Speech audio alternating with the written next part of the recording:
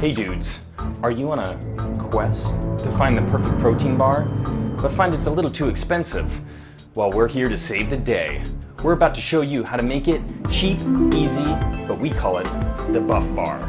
So get ready because we're about to get started. But first, let's have a little shout out to Simon over at the YouTube channel The Diet Kitchen for giving us the idea, and also Steve for helping us supply VitaFiber, which is a sugar-free syrup that goes into the ingredients. But fear not, we actually have an alternative ingredient or recipe that doesn't need VitaFiber just in case you don't have access to it, which is going to use agave and also almond milk. So here we go, dudes. We're about to get started.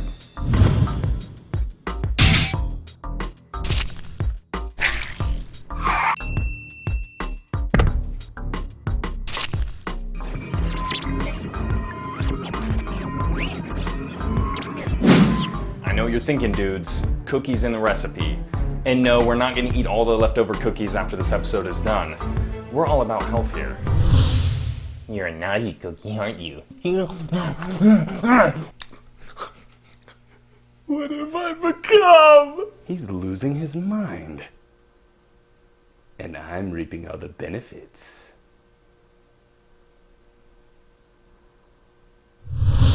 Alright dudes, you're going to begin by taking 2 cookies and you're going to mash them all up into your container.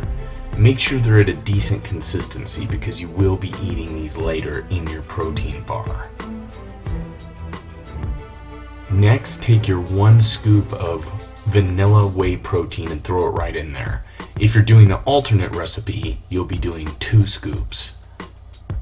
Now, take your VitaFiber and add 3 heaping tablespoons to a separate container. The reason being, we're going to go ahead and heat up the VitaFiber for a second on the stovetop. If you don't have the VitaFiber, this is where you'll use 1 tablespoon of agave and 1 tablespoon of almond milk. You would pour the agave on the stovetop just as you would the VitaFiber. Right as it begins to bubble, go ahead and take it off and pour that big heaping glob of VitaFiber in with the rest of the ingredients and begin to stir. If you're using the alternate recipe, you would have had the almond milk, vanilla whey, and cookies together, and you would have poured the agave on top. Now go ahead and form your protein bars. They make between 1 to 2 bars. 1 big buff dude's bar or 2 baby bars.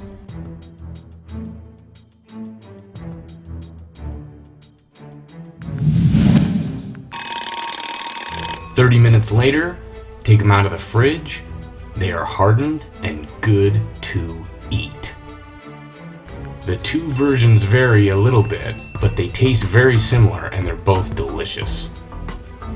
The quest is over to make the perfect protein bar. See how it tastes. That is delicious. So there you go, dudes. That's the recipe, and hopefully you enjoy it. Feel free to leave in the comments any kind of recipe ideas you have, just like Simon over at the Diet Kitchen did.